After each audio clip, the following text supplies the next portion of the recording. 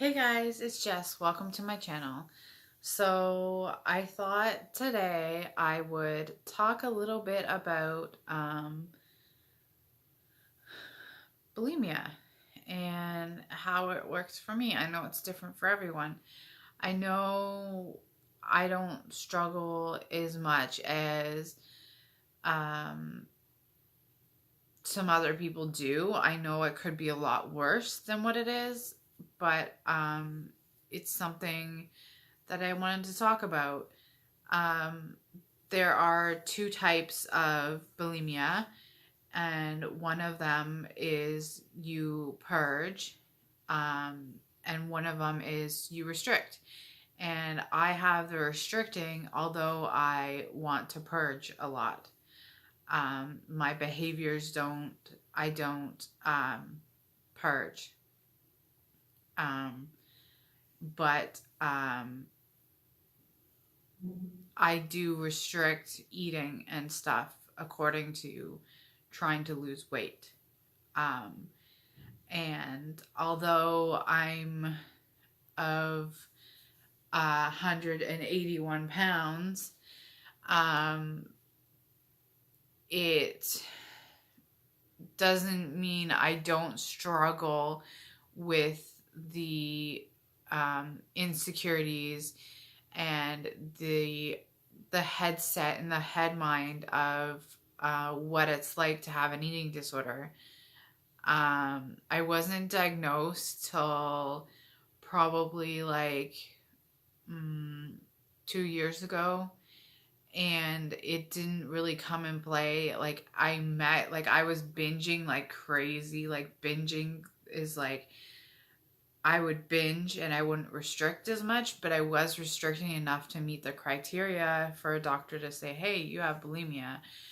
Um, but my binging was happening, uncontrolled binging. Um, and my restricting came more in play about a year ago. Um, yeah, about a year ago, a little bit more than a year ago, when I started to just not eat for like a week at a time. Um, I wasn't necessarily losing weight in the end because I would gain it back by like I would binge and I would eat like crap for like a week, and then I would just not eat for like a week, and then it was just a cycle of restricting my diet. Um, I know it's frustrating because um, I haven't been binging as much anymore, which is really good. It's where I'm at and it's nice. But my binging was consisted of me dissociating and then all of a sudden going to the store and spending about $30 at the convenience store, and which is a lot on junk food, and getting like bags full of junk food and sitting there and watching YouTube and just eating mindlessly, just not aware of what's going on, but just eating. And it was like when I was in these modes, there was like it's next to impossible to stop me. Um, and I would just eat everything that I could get, any kind of junk food I could get, and um, sweets like donuts and stuff were my go-to and stuff like that, and ice cream and stuff. And I would just sit there for like an hour or longer, just eating constantly, um, without stopping. And it's what I did. And I remember at one point, I'm like, this is my life. I should just like spend all my spending money on food. And I should just enjoy, just let myself get like as big as possible, and just like allow myself to just eat junk food all the time like this, and like just deal with the consequences. And I seriously had that mindset that like that's what I could do, and it could entirely be my life. I could just do this all day, like on and off all day long, or once a day, or say more so once a day, because I'd fill my stomach up so much I'd feel like I was gonna puke because I was so full. But I had that kind of mindset for a while, and I kind of just didn't care. Um, and then there are other times where I would just stop eating, and what would happen in my mind was I would just ignore that I was hungry. It was like just this ignorance of, I'm so hungry, I haven't ate, I don't need to eat, it's okay, it's fine, just ignore it, it will go away, and my hunger won't be as bad in like 10 minutes from now, and then it will come back, and it's just a cycle. And that's basically what it was like. But the binging is so hard emotionally to talk about because it's